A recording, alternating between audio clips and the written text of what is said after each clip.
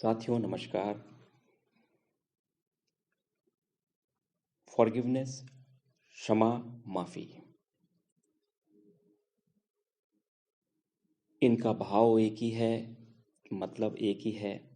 शायद हमने अपने इस जीवन में कई बार इन शब्दों को सुना होगा। कई बार हमने माफ किया भी होगा दूसरों को, बड़ों को, छोटों को, या क्षमा मांगी भी होगी।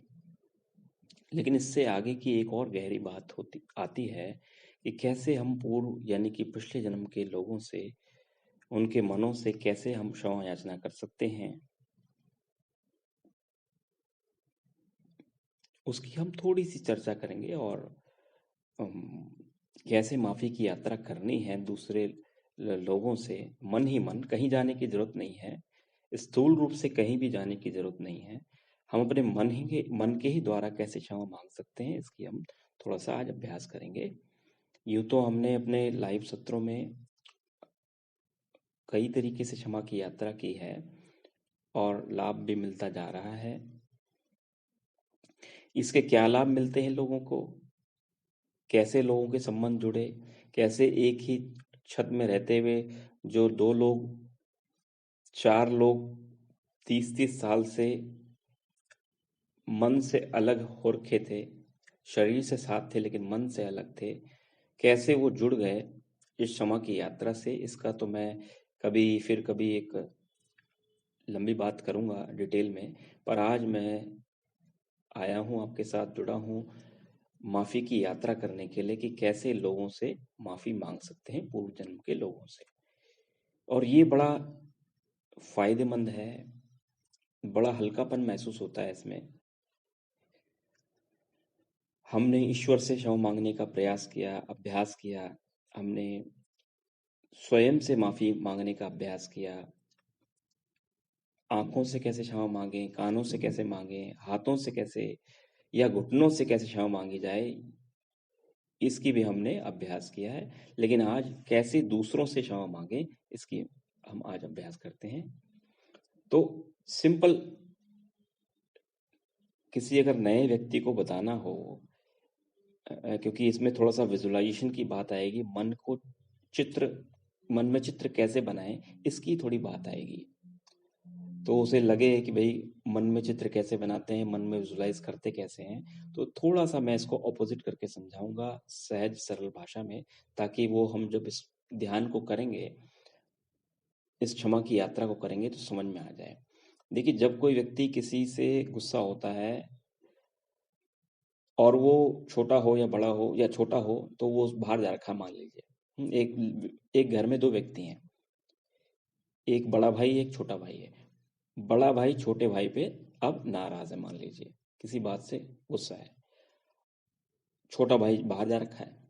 अब बड़ा भाई घर बैठे सोच रहा है कि आने दे भाई इसको, जैसे ही आएगा ना मैं इसको ऐसे करूंगा, वैसे करूंगा, ऐसे मारूंगा, वैसे मारूंगा। क्या कर रहा है वो विजुलाइज कर रहा है। ऐसे ही स्कूल में एक बच्चा गया हुआ है, वो वहां पर जब वो पढ़ रहा है तो वो सोच रहा है कि भाई मैं जब घर जाऊंगा तो मैं ये करूंगा, वो करूंगा, गेम खेलूंगा या होमवर्क करूंगा, या जो भी विजुलाइजेशन है। तो ऐसे ही हर व्यक्ति कुछ ना कुछ, देखा जाए तो खुली आंखों से विजुलाइज कर ही रहा है। अब यहाँ पर भी हमें एक विजुलाइजेशन करना है कि कैसे अपने मन की बात हम दूसरे तक पहुंचा सकते हैं, और पहुंचती है मन की बात। ऐसे बहुत सारे उदाहरण हमने समझे हैं। तो चलिए अब हम माफी की यात्रा करते हैं। सिंपल मैं आपको बताता हूँ। एक पार्क में देखना है सवेरे सवेरे अपने आप को, सवेरे 4 से 5 के बीच में। आपके कोई आस पड़ोस का पार्क हो जो आपने देखा हो, वहां चले जाएं मन के द्वारा। ठीक है, तो मन के द्वारा इसको विजुलाइज करना है। तो चले आए, हम इस अभ्यास को करते हैं। सारा ध्यान श्वासों की ओर ले चलें, कमर थोड़ी सीधी कर लें, कंधे हल्के पीछे की ओर। देखें एक सेकंड में अपने प्रकाशवान शरीर को, लाइट के शरीर को, सवेरे 4 से 5 के बीच में एक सुंदर से पार्क में। चांद चमक रहा है, चांद की रोशनी चेहरे पर पड़ रही है, सितारे चमक रहे हैं। और मन में प्रार्थना करें, ऐ क्षमा के सागर, ऐ शांति के सागर, मैंने जिन्हों जिन्हों को भी पूर्व जन्मों में या इस जन्म में जाने अनजाने में कष्ट दिया, बोल के द्वारा, मन के द्वारा, धन के द्वारा, तन के द्वारा, उन सभी की चेतना प्रकाशवान शरीर के रूप में आ जाए उनके, उन सभी के जो मन है उस सूक्ष्म शरीर के रूप में सामने आ जाए, लाइट के शरीर के रूप में सामने आ जाए। ऐसी प्रार्थना करें और आपकी प्रार्थना पहुंच रही है उन सभी तक। धीरे धीरे वो सभी वहां पहुंच रहे हैं।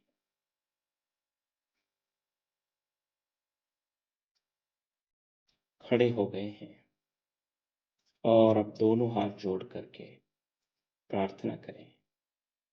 सचमुच मैंने जाने अनजाने में अज्ञानवश आपको कष्ट दिया, दुख दिया।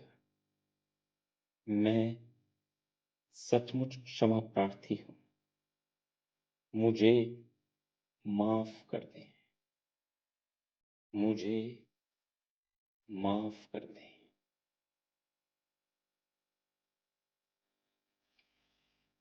और आपकी आवाज उन सभी तक पहुंच रही है।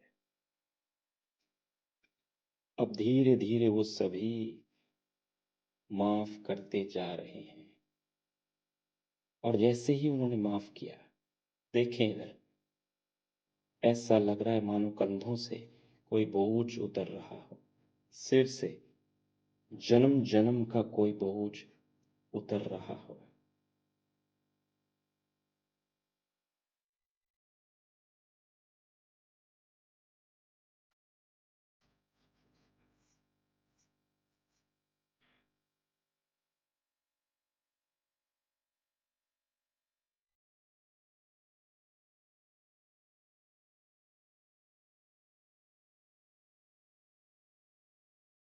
अब धीरे धीरे वो सभी वापस जा रहे हैं, वापस जा रहे हैं।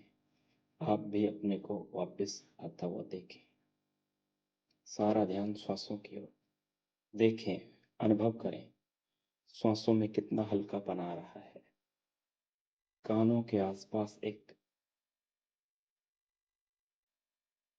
अलग शांति, हल्की शांति महसूस हो रही होगी, असीम शांति।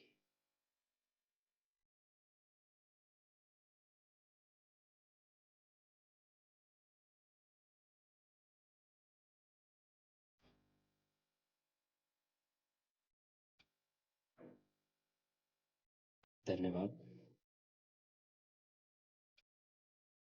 मैं आपसे कहूँगा कि इस अभ्यास को 11 दिन लगातार,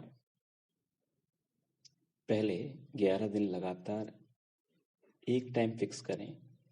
सवेरे कर लें 4 बजे से लेकर के 6 बजे के बीच तक, या शाम को 5:15 5:30 के बाद, रात को सोने से पहले कभी भी इस अभ्यास को कर लें और 11 दिन तक लगातार करके देखें। देखें मन में क्या हल्कापन आता है, देखें धीरे धीरे क्या परिवर्तन आ रहा है। क्योंकि क्षमा की यात्रा हम सभी के जीवन में बहुत जरूरी है। इसको फिर थोड़ा सा ऑपोजिट करके समझते हैं। ऐसा नहीं कि हमने पूर्व जन्मों में बुरे ही कर्म किए होंगे या दुखी दिया होगा, अच्छे भी किए होंगे। तो जब हम किसी के लिए अच्छा करते हैं, पुण्यों का काम करते हैं, तो वो हमको धन्यवाद का फूल भले ही दे ना, लेकिन मन से दुआ निकलती है उसके। और भले ही वो मन से दुआ ना भी निकाले तो वो हमारा पुण्य का जो है फल बन जाता है, पुण्य जमा हो जाता है हमारा, और वो ब्रह्मांड वापस लौट आता है। क्योंकि ब्रह्मांड अपने पास कुछ भी रखता नहीं है। ऐसे ही जब उस व्यक्ति ने हमें दुआओं के फूल दिए, जब हम किसी को कष्ट देते हैं, दुख देते हैं, तो वो व्यक्ति हम पर एक सूक्ष्म रस्सी यानी कि अदृश्य रस्सी डाल देता है। और जब वो अदृश्य रस्सी डालता है तो मन भारी रहता है, पता नहीं क्यों मन उदास सा रहता है, बार बार उदास रहता है, बार बार विघ्न आते हैं, समस्याएं आती है। आज हम देख रहे हैं चारों ओर डिप्रेशन के केसेस बहुत ज्यादा हैं, भारत हो चाहे पूरा देश विदेश। एक छोटा सा उदाहरण लेते हैं तो बहुत सारे उदाहरण। हिटलर के बारे में आप जानते होंगे, उसकी मृत्यु बाद में हुई कैसे, आप जानते हैं। उसने इतने लोगों को मरवाया, इतने लोगों की हत्या करवाई, लास्ट में उसने क्या किया आप जानते हैं। वो क्यों उसने वो कदम उठाया, उसने वो कदम क्यों उठाया, वो कदम उसने इसलिए उठाया क्योंकि जो हजारों लोगों को उसने मारा था उनकी अदृश्य कड़वाहटें, अदृश्य बद्दुआएं उस तक पहुंच गई और उस व्यक्ति ने सुसाइड करने का जो है कदम उठाया। तो कहने का भाव यहाँ पर ये है, ये एक छोटा सा उदाहरण है, ऐसे बहुत सारे इतिहास में उदाहरण है।